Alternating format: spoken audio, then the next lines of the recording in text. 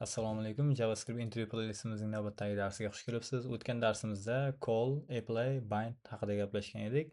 Bugungi mavzumiz prototype hisoblanadi. Prototype JavaScriptdagi eng muhim tushunchalardan biri va intervyularda tez-tez uchrab turadi. Demak, bugungi darsimizda prototype nima, prototype va proto o'rtasidagi farq va prototype chain qanday ishlashi haqida qisqa misollar bilan ko'rib chiqamiz. Demak,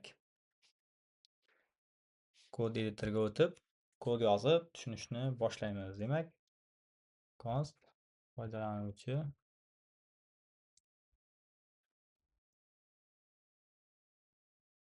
foydalanuvchi demak bu joydan ism Elmurod deymiz. Console logga foydalanuvchi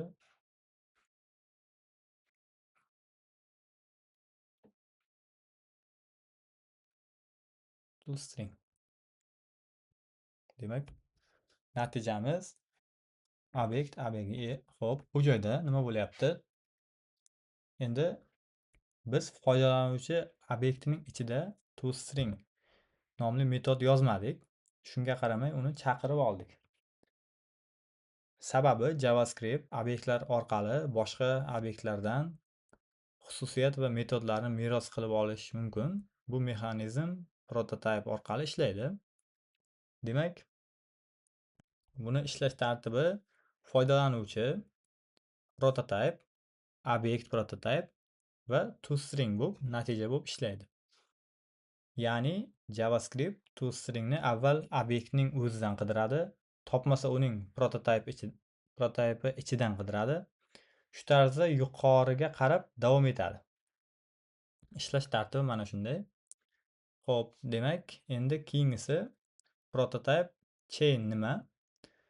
Prototype chain mana shu yuqorida aytgan ketma-ketlik prototype chain deyiladi. Chain zanjir degani, agar JavaScript kerakli property yoki metodni obyektning o'zida topa olmasa, prototypedan qidiradi.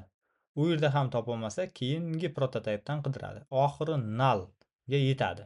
Agar hech narsa topilmasa, undefined qaytarilishi yoki mos holatda xatolik yuz berishi mumkin.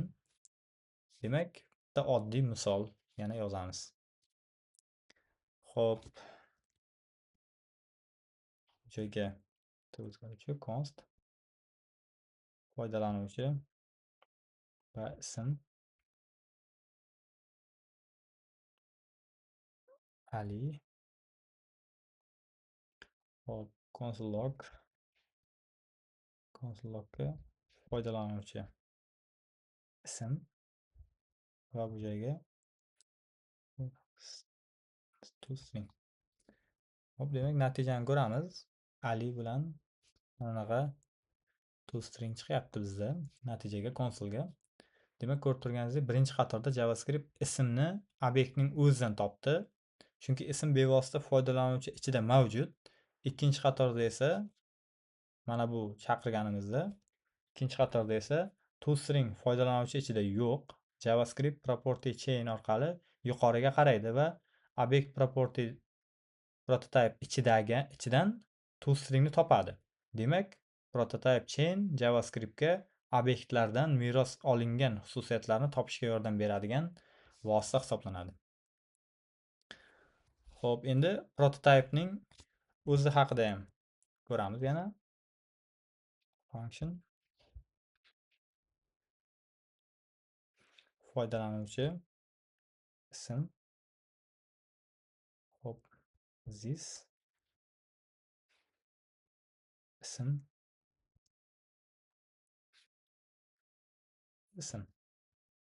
Demak, foydalanuvchi prototype salomlash function log salom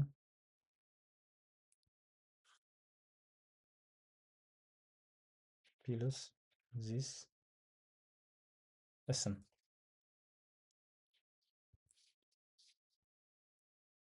Endi prototypni ko'radigan bo'lsak, JavaScript'dagi oddiy function ham prototype nomli xususiyatga ega bo'lishi mumkin. Masalan, foydalanuvchi funksiyasining prototipiga salomlash metodini qo'shdik, ko'rib turganingizdek. Xo'p, endi keyin shu function orqali yaratilgan obyektlar bu metoddan foydalanishi mumkin. Endi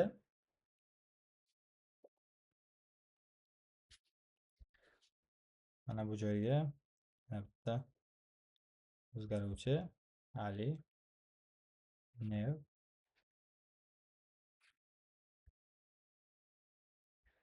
hop foydalanuvchi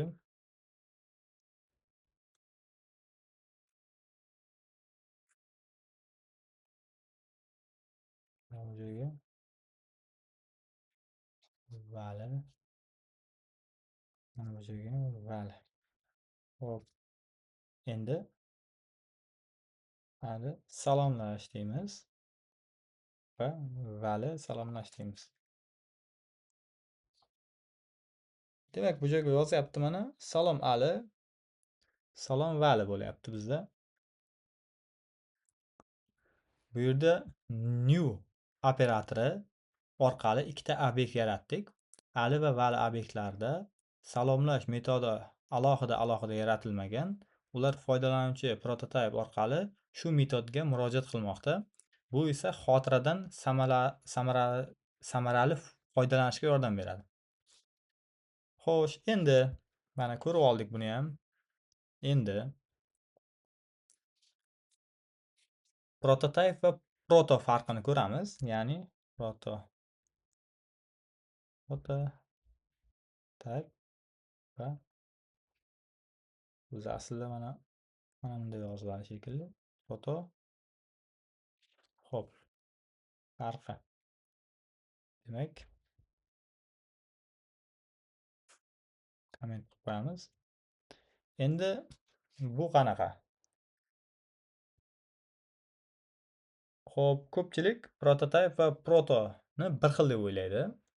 Aslida ular bir xil narsa emas. Prototype asosan functionda mavjud bo'lgan property hisoblanadi. Proto esa obyektning prototipiga murojaat qilish uchun ishlatiladigan aksessuar. Intervyuda shu farqni bilish juda muhim hisoblanadi. Endi buni kod orqali ko'radigan bo'lsak, ya'ni function foydalanuvchi hop unda const ali new foydalanuvchi log foydalanuvchi prototype endi ali nuqta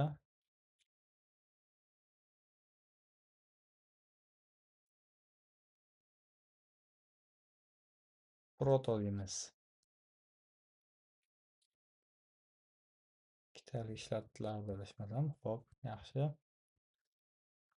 Demak, natijamiz true chiqyapti bizda. Bu yerda foydalanuvchi functionning property va ali obyektining protosi bir xil prototype obyektiga ishora qilmoqda. Shuning uchun natija true bo'ladi. Soddalashtirib, function prototype obyekt proto va new orqali yaratilgan obyekt o'sha functionning prototipiga ulanadi. Bu yerda shunday deb tushunsak bo'ladi. Xo'p, buni ham ko'rib oldik. Endi keyingi navbatimiz prototype chain hisoblanadi. Demak, buni ham kod orqali foydalanuvchi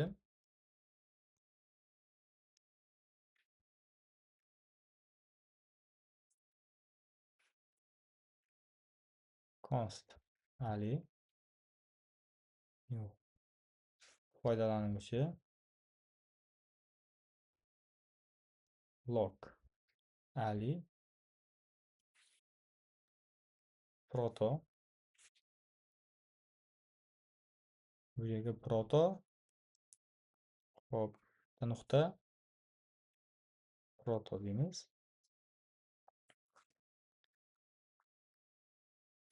Endi bu joyini ozroq tahlil qilamiz.